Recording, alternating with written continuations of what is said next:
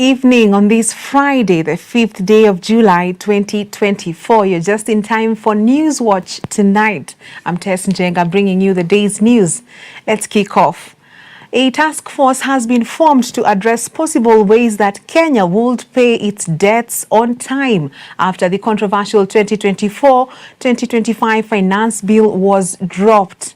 In a bid to cut down on the government's expenditure, President William Ruto has further suspended considerations for the positions of Chief Administrative Secretaries, that is CASs, that will cost the taxpayers over 400 million as salaries to sustain the appointees. Sammy Adika focuses on major changes set to take place as the Ruto-led administration seeks to implement a more linear budget. I concede. As a response to public pressure to scale down government wastage, with others calling for a reorganization of the cabinet, President William Ruto has announced drastic changes his government has put in place to ensure it fully achieves its set goals with a much linear budget. Lost lives. His first priority is to find ways of settling the country's debt that is continually growing, as dropping the 2024 finance bill is said to have a major impact on the country's commitment to its debtors. We will be proposing to the National Assembly a budget cut of not the entire 346, but a budget cut of 177 billion and borrowing the difference. The fate of Chief Administrative Secretaries is now clear after President William Ruto suspended the position following a public outcry. Chief Administrative Secretaries is hereby suspended. The number of advisors in government shall be reduced by 50% within the public service with immediate effect.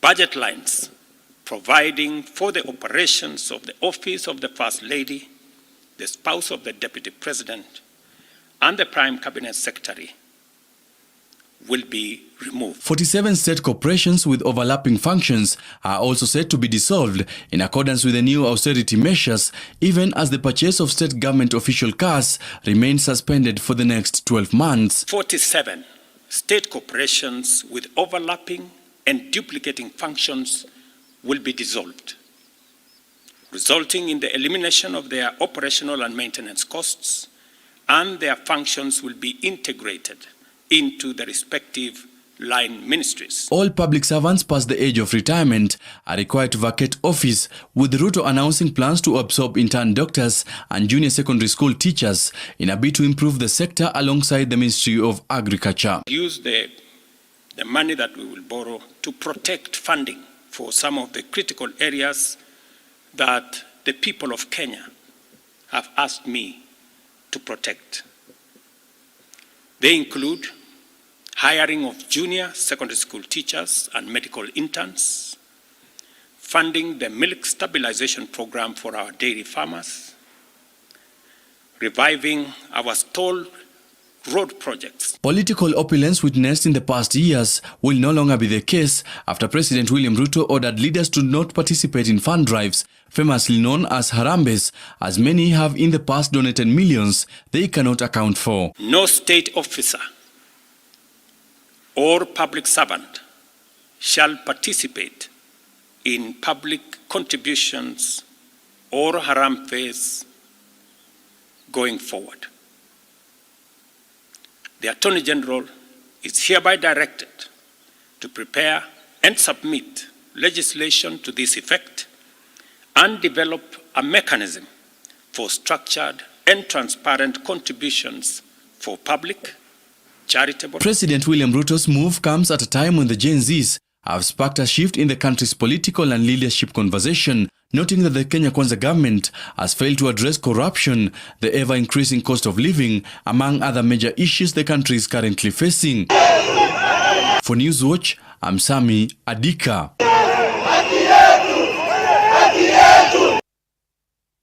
Much appreciated, Sammy Adika, for that report.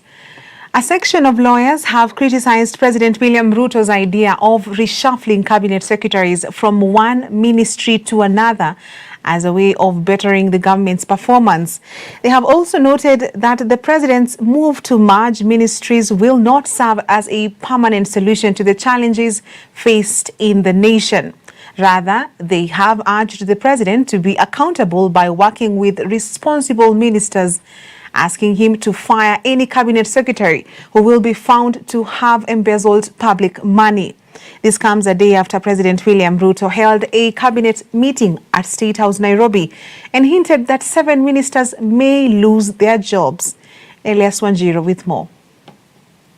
One day after President William Ruto held a cabinet meeting at State House, Nairobi, to assess how the government to reduce its expenditure, speculation is rife that some cabinet secretaries may lose their job if some ministries are merged. Today, a section of lawyers have criticized the idea, advising the president to put more effort on working with accountable leaders, adding that if any is caught embezzling public money or involved in corruption cases, they should be fired or face law according to the constitution. But I don't think that is the main concern with the people. It's not just a reshuffle, because we are used to the reshuffles where people are moved from one department to another, from one ministry to another. The main thing we want to see is people being held accountable. If you are the minister in charge of interior security, we want to hold you accountable for the actions and the misuse of the police power that we have witnessed across the country. If you are the minister of transport, we want to hold you accountable on how you have been using funds in the development of the roads. I think the best approach could be, for me, is actually to dissolve parliament. And before dissolving parliament, the first and foremost approach would be to recall parliament and to reconstitute the Independent and Boundaries Review Commission, the IBC, because that's a very important institution that Kenya is running without, which in case of anything, if it is election, a re-election or whatever, the IBC plays a cardinal role in terms of determining who the people's representatives will be. Concerning the idea of reshuffling the CRs, the lawyers claim that it's not a guarantee that a minister will perform in the new ministry after failing in the previous one, adding that they still slack at work. They have urged the president to be a good example in matters of good governance and transparency. The lawyers have rather warned the president to stop making false promises to Kenyans, which have resulted in Kenyans, including Gen Z, to lose faith in his leadership, which made them march to the streets for protests, leaving over 40 Kenyans losing their lives, others injured, while others were being abducted. I think the president should be worried more on whether he is achieving the goals that he said in his manifesto and what are the mechanisms in place to do so, than having a discussion to try and manage the PR management, because he's very good with PR. He's very good with PR, and it's a thing that this time around people have refused to allow, because he's lying to people that we are going to have a negotiation. Then on the back of it, you could see he has ensured he has muted and blocked all people who have been critics, the government, who have been holding them accountable. Actually, it is good that Kenya is given a reshot. It's called a reset button.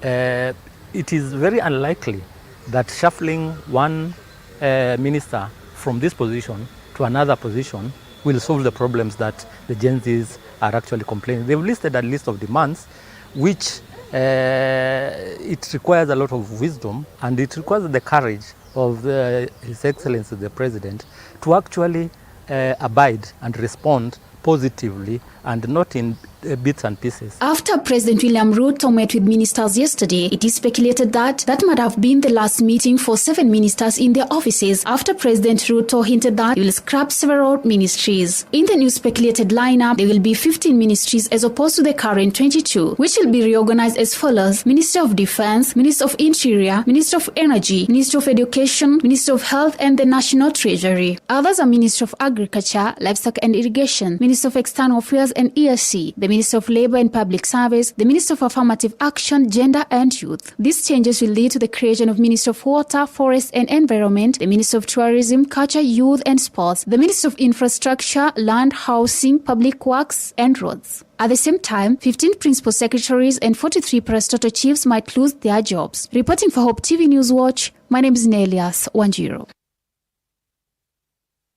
Thank you. Now, Kenyans have expressed mixed reactions after Friday, making numerous changes to the country's administration. While commenting on the address, some have hailed the president for the changes made, especially in the dissolution of certain state corporations, telling the president to be prompt in addressing concerns raised in the country.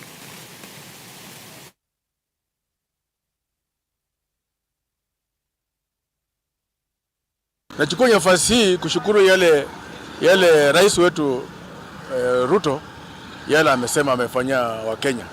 Kwa maana Wakenya walikuwa wanalia kwa mambo ambayo ilikuwa inawafinya, na kama rais wa nchi ameona ni kweli hawafanyii vile wanataka na kurekebisha yale ambayo Wakenya walikuwa wanataka. Lakini si hayo peke yake, ingawa jinsi walikuwa nasema wana matakwa yao ambayo wanataka. Mimi nimeshukuru rais kutoa ofisi ya first lady na second lady, huyo makamu wa rais mke wake ofisi yake imetolewa. Hiyo maofisi bwana rais, kama utanisikia, kama utanioji na kuambia hivi, usitoe tu ya watu wawili peke yake, shuka chini, angalia ofisi ya governor, pipi ya governor, hiyo ati second lady ama first lady, hiyo pia nyoa hiyo vitu ili wananchi wafurahie vitu umefanya. Kitu ya pili rais, kitu yenye nataka kukuambia kama unanisikiza, wachaka kukojea maneno ikiiva kwanza, watu wakikuaibisha kwanza ndio unashituka kwa usingizi, unaanza kusema ati nimetoa hii. Yaani hukuona kama Wakenya wanaumia? Bwana rais, hiyo pesa yenye umekata hiyo wapunge, hiyo ni pesa, hiyo ni kidogo. Kwanza ungerudishako chini kabisa. Mimi naona mwelekeo kuendelea mbele, mheshimiwa rais. Kama ungali mzima, kama ungali kwa rais wa nchi hii, tafadhali sikiza maoni ya watu. Usipuuze maoni ya watu, vitu viharibike ndio kuja waamke chini kwanza kusema tunaongea. Mnaongea vitu venye vinakuja, msiongee vitu venye tayari maafa imepatikana Kenya. A coalition of human rights activists, including the Kenya Human Rights Commission, International Commission of Jurists, Kenyan Chapter, Amnesty International Kenya, and Law Society of Kenya, has issued a powerful joint statement condemning the government's oppressive tactics against protesters. The group highlights abductions, torture, and infiltration of protests. They demand accountability for security forces and an immediate end to oppressive measures. Mumbi Waweru reports. In a joint statement, the Kenya Human Rights Commission and other organizations have condemned the Kenyan government's use of repressive tactics similar to those employed during President Moi's regime. The statement decries the abductions, torture, and surveillance of protesters and reports that 41 people have died during the protests. In violation of their constitutional obligations, established human rights norms, the National Police Act, and standing orders, alongside a recent ruling of the High Court in Malindi, they stated that the government has continued to deploy state security actors who, rather than offering protection, have been involved in the violent suppressions. Throughout the protests, the government has repeatedly stated its recognition of the commitment to uphold the right of every citizen to peaceably and unarmed assemble, demonstrate, picket, and present petitions to public authorities as provided in Article 37 of the Constitution. In this regard, the government is obligated to take all necessary measures to prevent state actors, including security officers and private individuals, from interfering with citizens' enjoyment of their right to protest. The activists, including the International Commission of Jurists Kenyan chapter, criticized the government's failure to engage in meaningful public participation in decision-making processes, and they emphasized the need for credible investigations into the reported abuses and effective remedies for the victims. They welcomed the assurances given by the Independent Policing and Oversight Authority to hold accountable anyone involved in the criminal activities during the protest. The statement urges the security security officers, particularly those in command positions, be held accountable for the actions of their subordinates if at all they knew that their subordinates were involved in force, lethal weapons, and live ammunition to manage the protest. Additionally, the coalition demands an end to abductions and surveillance, the withdrawal of lethal ammunition, and unconditional release of detained protesters. To this end, we call on the Minister for Interior, that is Professor Kindiki, Inspector General of Police, Japhet Koome, Director of Criminal Investigation, Mr. Bonaigon, Director of National Intelligence Service, Bwana Haji, to initiate the following immediate measures. 1.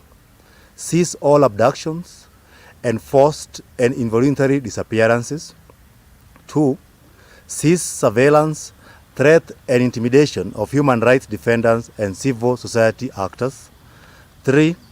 Provide adequate security measures to counter the infiltration of criminal elements and facilitate the exercise of the right to peaceful protest by all citizens who may wish to participate in the commemoration of Sabasaba demonstrations on Sunday, 7th July 2024. Speaking during a press briefing, the Vice Chairperson of International Commission of Jurists, ICJ, Christine Alai, has called for comprehensive investigations and emphasizing the urgency of restoring justice and security for all Kenyans. The organizations have stressed the importance of swift legal action against those responsible for the human rights violations. We further call on the Independent Policing Oversight Authority and the Director of Public Prosecutions to take the following immediate action.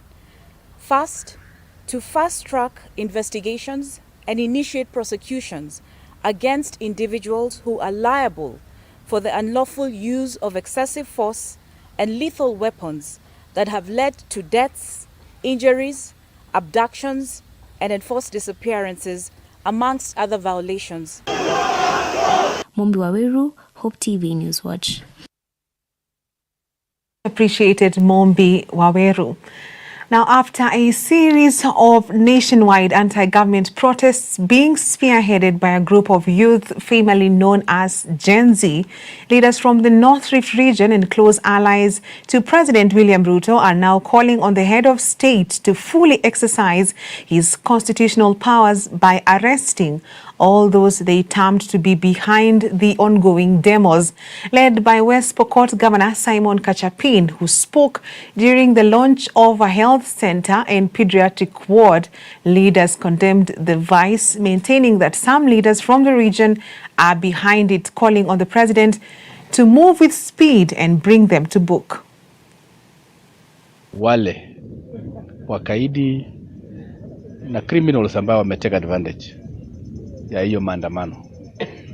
Sisi kama viongozi pia tunasema waweze kusakwa na waweze kuchukuliwa hatua, kwa sababu nchi ambaye hatuna ama tunasema where the rule of law is not being applied, then we are inviting what you call reign of terror and anarchy. Mara ya kwanza reject finance bill, hiyo imekuwa rejected. What next? So kama kuna nia nyingine walete wazi na tujue nani wako nyuma ya hao watoto. Jana nilikuwa nimeona kwa taarifa na nimeona hata kwa gazeti tayari sasa imeanza kubainika ni kwamba kuna watu ambao wako nyuma ya watoto hawa. Wengine ni wanasiasa, wengine ni NGOs, wengine ni wafanyabiashara, na nataka niseme kwamba inatakana ijulikane wazi nani ndio wako nyuma ya hao watoto, nani ndio anasponsor hawa, nani ndio anawapangia, nani anafanya maneno. Ndio tuelewe, kwa sababu inaweza kuwa tunapigana na hewa na kumbe nyuma pale kuna watu. Hao watu tunataka waletwe juu, tuwajue. Alafu sasa waje mbele ya umma na mbele ya kila mtu watuambie nia yao ni nini. Kama ni uongozi wangoje Kenya hii, kuna njia ambayo kikatiba unaweza kuwa mjumbe, unaweza kuwa MCA, unaweza kuwa rais. And now let's take a short break on Newswatch tonight. We have more coming up after the break.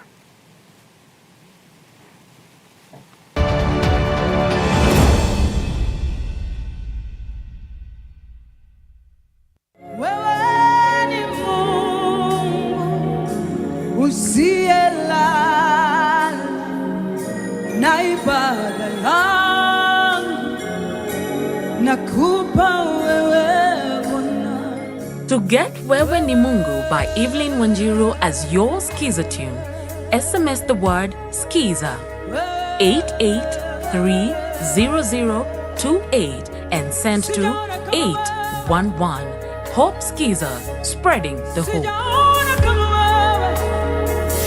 Umepigana vita zangu, nakupa ibada ya moyo wangu usiku wa leo.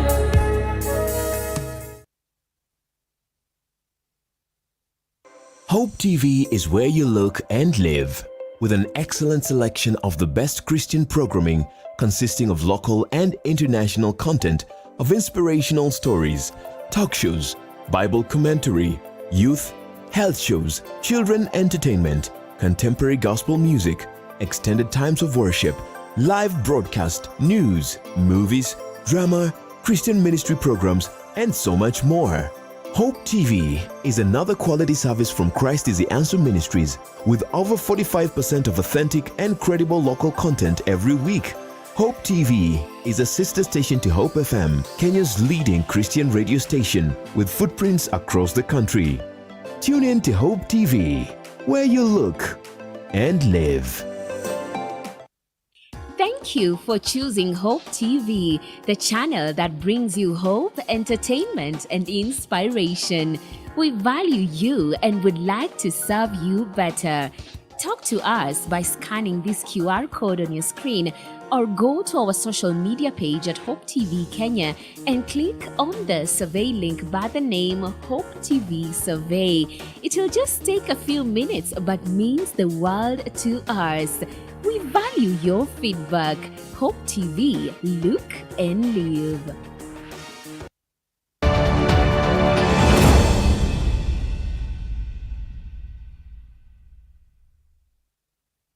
Welcome back.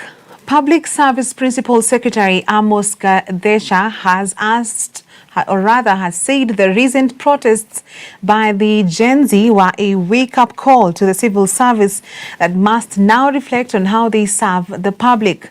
Gadesha said the public has made a statement that they were not happy with the quality of service they were getting from the government, and that the civil service must now resume giving service with integrity and honesty. He added that public servants cannot continue running government as if it was business as usual, and added that every civil servant needed to rededicate themselves to give quality as expected. We're excited that we're able to produce graduates who will go and enhance and empower the public service, not just at this campus but all the campuses. And we as the Council of the Kenya School of Government are committed to doing what we can in terms of the mandate of the KSG as is contained in the Act, and in accordance with various government policies, including Vision 2030, of which the school is a pillar, so that we can achieve that mandate of empowering the public service. Tuko na imani na wafanyikazi wa serikali wamekuwa wakifanya kazi yao vile inafaa, lakini tumeona Gen Z wameamuka, wanasema kuna yale mambo ambaye haifanyiki vile inafaa. Kwa hivyo serikali imewaambia kujeni tuongee basi tujue ni mambo gani haya ambaye mnaona ambaye haiendi sambamba, na bado mikutano haijafanyika. Serikali tungali tunawatarajia wakuje ndio tufanye hiyo mikutano ndio tuelewane, kwa sababu ikiwa mtu ana complaint ni vizuri kusikia ni nini nafanya alalamike, na hapo ndio tunafikiria ya kwamba yale mambo ambaye yako sio mambo magumu ambaye serikali hawezi tatua, ni mambo ambaye itatatulika, na ndio tunayawaita mikutano ile tumewaita. In Kakuzi, Gatanga constituency, angry residents have demonstrated against the absence of essential amenities and their Member of Parliament, Edward Muriu, whom they felt had abandoned them.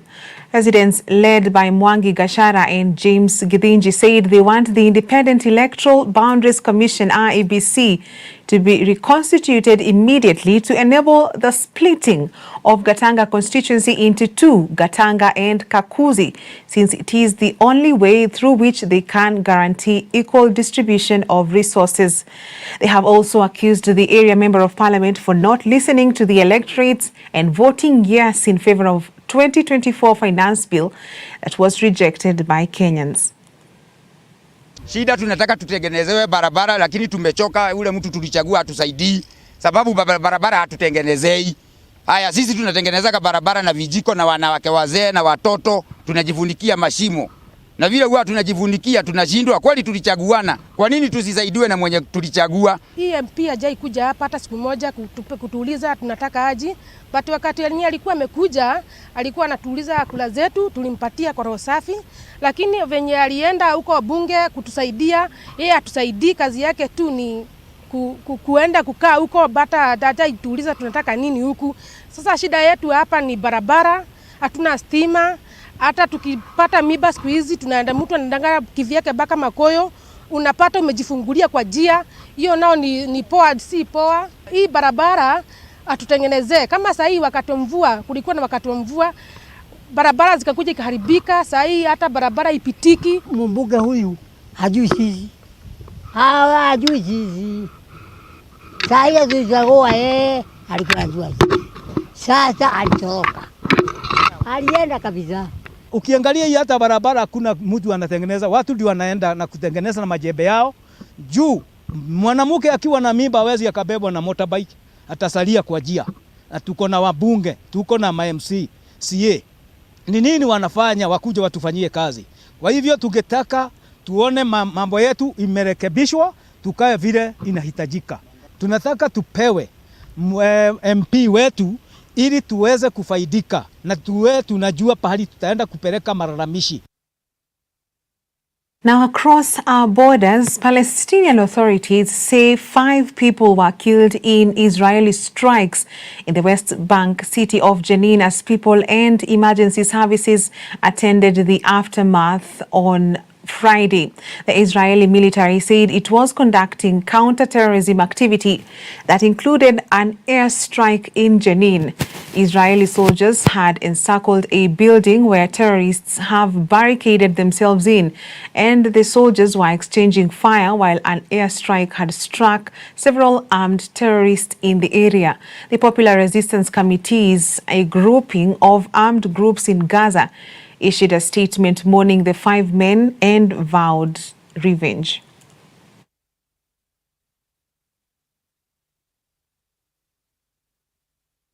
And Russian President Vladimir Putin has rejected ceasefire calls on its war with Ukraine. Speaking at a press briefing in Astana, Kazakhstan, Putin underscored the importance of Ukraine taking irreversible actions that are satisfactory to Russia in order to establish a ceasefire.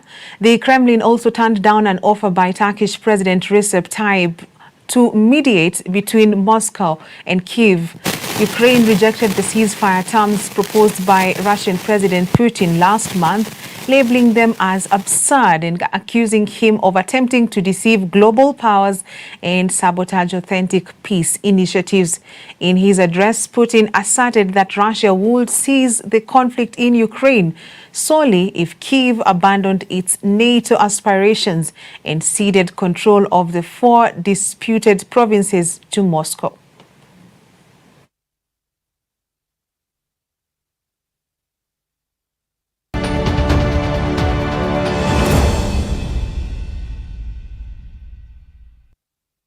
Well, local automotive solutions provider CFAO Motors Kenya has announced a corporate identity transformation and name change to CFAO Mobility Kenya. The change is part of a strategic endeavor to solidify the company's brand positioning as a multi-brand mobility solutions provider. As a result, CFAO Mobility Kenya will streamline its operations to provide much-needed leverage for the firm to enhance its competitiveness as a mobility solutions provider while aligning with the Corporation for Africa and overseas global branding standards. 1 year ago, we know there were household brand names as Toyota Kenya and DT Dobi, which came together to be called CFAO Motors. And now we have once again changed our name from CFAO Motors to CFAO Mobility. The reason, firstly, the two household names came together to be called CFAO Motors was we were taking the multi-brand approach where we had 11 brands coming together from Toyota, Suzuki to the German brand, which is Mercedes, VW, Suzuki, and then the trucks, which was Mercedes trucks, the Hino, and now we had Sino trucks coming together. So we took a multi-brand approach to come together under one roof as CFAO Motors. The change to CFAO Mobility is all about becoming a mobility solution partner through dynamic and motivated people. So one of the things we are actually giving a promise is to make sure that we give cleaner cars in the country. Cleaner meaning we move from ICE vehicles, which is the internal combustion vehicles, to hybrid vehicles, to possibly the electric vehicles going forward.